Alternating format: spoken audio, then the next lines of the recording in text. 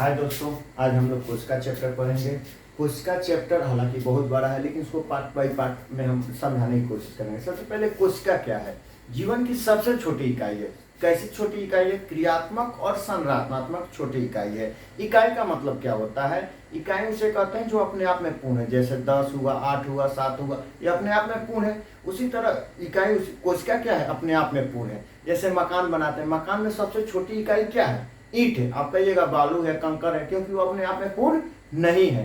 वो अपने आप में ईंट कैसे पूर्ण है? क्योंकि ईंट को हम सजा दे तो छोटा मोटा टूटा फूटा घर जरूर बन जाएगा, ज्यादा बड़ा नहीं बनाएगा, लेकिन छोटा बन जाएगा घर। अब आइए कोशिका के बारे में और विस्तृत से अध्ययन करेंगे, एकदम सटीक पढ़ेंगे। या कोशिका एक ऐसा इतना इंपॉर्टेंट चैप्टर है कि हर कॉम्पिटेटिव एग्जाम में 2 से 3 नंबर आता है। और 9th का तो पूरा सिलेबस कोशिका पूरा एक विस्तृत है, तो 9th के स्टूडेंट के लिए भी और कॉम्पिटेटिव स्टूडेंट के लिए, दोनों के लिए बहुत फायदेमंद है। यहाँ ध्यान दीजिएगा। कोशिका का बायोलॉजिकल नाम क्या होता है? साइटो। कोशिका का बायोलॉजिकल नाम साइटो। कोशिका का अध्ययन साइटोलॉजी कहलाता है। कोशिका का अध्ययन साइटोलॉजी कहलाता है। खोज या जनक या कोशिका नाम किसने दिया? तो रॉबर्ट हुक 1665। खोज पूछे, कोशिका की खोज रॉबर्ट हुक 1665। कोशिका का जनक रॉबर्ट हुक 1665। कोशिका नाम किसने दिया? Robert Hooke 1665। इन्होंने मृत कोशिका की खोज की। इन्होंने मृत कोशिका की खोज की। जीवित कोशिका लीवेनहॉक, एंटोनी ऑन लीवेनहॉक कहिए या लीवेनहॉक। जीवित कोशिका की खोज किसने? लीवेनहॉक। जीवित कोशिका की खोज किसने की? लीवेनहॉक।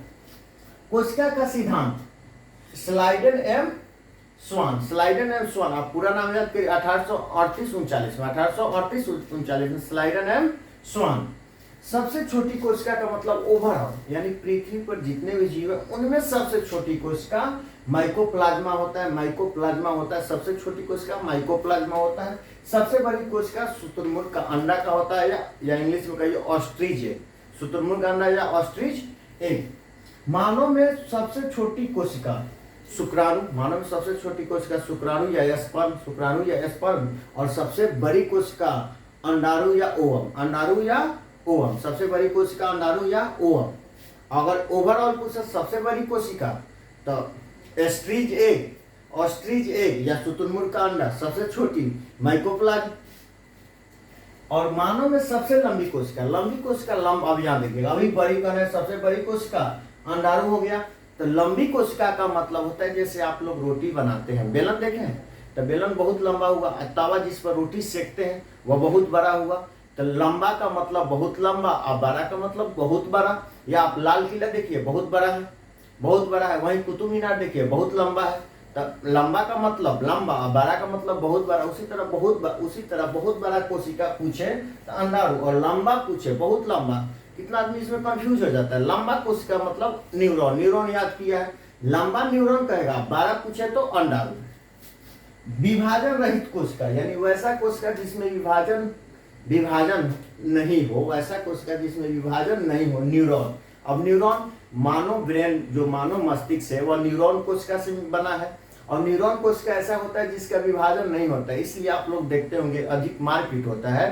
तो मारपीट में जब केस बनता है, यदि किसी का सर में चोट लगा है तो उसका केस अधिक हार्ड बनता है, क्योंकि सर में चोट लग जाए और उसका न्यूरॉन डैमेज हो जाए तो उसका विभाजन नहीं होता है, यानी उसका मरम्मत नहीं होता है। इसलिए सर का चोट बहुत मायने रखता है, क्योंकि उसमें कोशिका विभाजन नहीं होता है, पुनः उसका निर्माण नहीं होता है, पुनर्निर्माण नहीं होता है। जबकि सबसे तेज विभाजन कोशिका लीवर का होता है। इसलिए बोला जाता है यदि लीवर को काट भी दिया जाए आधा ना, तो अपने आप अपना पूरा विभाजन करके पूरा पूर्ण हो जाएगा।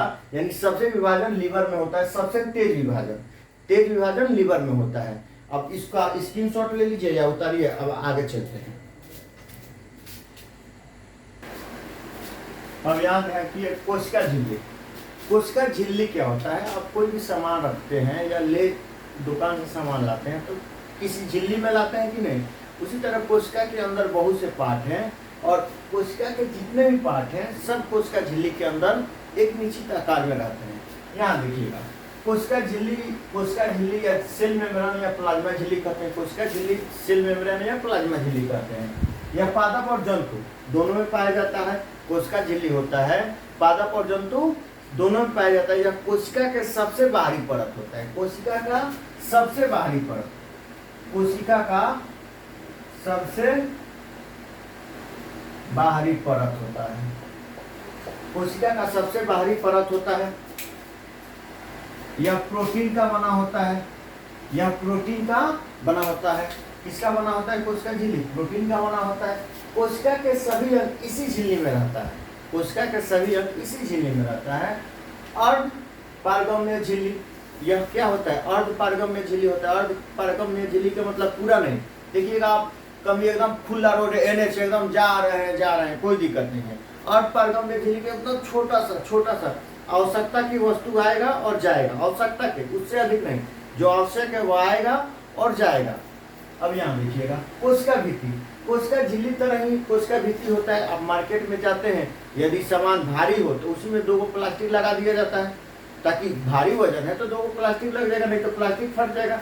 उसी तरह सेल वाल या कोशिका भित्ति क्या होता है? या पादप में केवल पाया जाता है। जब भारी सामान होगा तो 2 यानी जिसका 2 झिल्ली हो वह कोशिका भित्ति, या केवल पादप में पाया जाता है, यानी 2 प्लास्टिक लगा लिए, 2 झिल्ली लगा लिए, तो वह क्या हो गया? कोशिका भित्ति हो गया। कोशिका झिल्ली या पादप और जंतु दोनों में पाया जाता है। कोशिका भित्ति केवल पादप में पाया जाता है। आप खुद समझिए, जब भारी सामान हो, आप मार्केट जाते हैं तो 2 झिल्ली लगाते हैं। 2 झिल्ली का मतलब अधिक मजबूती के लिए।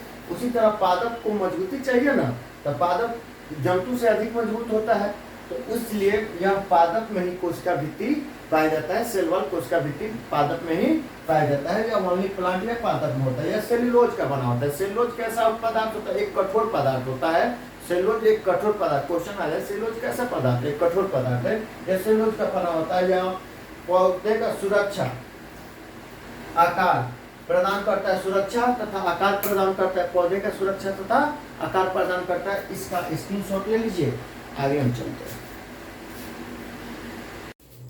आइए दोस्तों, माइटोकॉन्ड्रिया, माइटोकॉन्ड्रिया हिंदी में सूत्र कणिका कहते हैं। इसका खोज अल्टमैन 1886 में किए थे। अल्टमैन नामक वैज्ञानिक 1886 में किए थे। बेन ने इसका नाम दिया था, बेन इसका नाम दिया था माइटोकॉन्ड्रिया। कौन नाम दिया था? माइटोकॉन्ड्रिया। कौन? बेन। बेन ने इसका नाम दिए थे माइटोकॉन्ड्रिया। यह कोशिका का श्वसन स्थल है, यानी कोशिका का श्वसन स्थल कौन है? माइटोकॉन्ड्रिया। क्वेश्चन आ जाए कोशिका का श्वसन स्थल कौन है? माइटोकॉन्ड्रिया। जब हम सांस लेते हैं तो हीमोग्लोबिन कोशिका के माइटोकॉन्ड्रिया में श्वसन को ले जाता है, और वहां क्या होता है? एक चैन चलता है श्वसन, वहां एक चैन चलता है जिसकी खोज क्रेब्स नामक वैज्ञानिक ने किए थे। इसलिए इसे क्रेब्स चक्र या क्रेब्स साइकिल कहते हैं। क्रेब्स चक्र या क्रेब्स साइकिल, इसके फलस्वरूप एटीपी बनता है। 38 एटीपी बराबर 1 ग्लूकोज होता है। 38 एटीपी बराबर 1 ग्लूकोज होता है। इसी ग्लूकोज से क्या मिलता है? ऊर्जा मिलता है। इसके जो माइटोकॉन्ड्रिया है उसके आंतरिक दीवार को क्रिस्टी कहते हैं। आंतरिक दीवार को क्या कहते हैं? क्रिस्टी कहते हैं। और यह श्वसन स्थल होने के कारण एटीपी बनता है। 38 एटीपी बराबर 1 ग्लूकोज होता है। ग्लूकोज से ही ऊर्जा मिलती है। इसलिए इस माइटोकॉन्ड्रिया क्या कहते हैं? पावर हाउस या ऊर्जा गृह, पावर हाउस या ऊर्जा गृह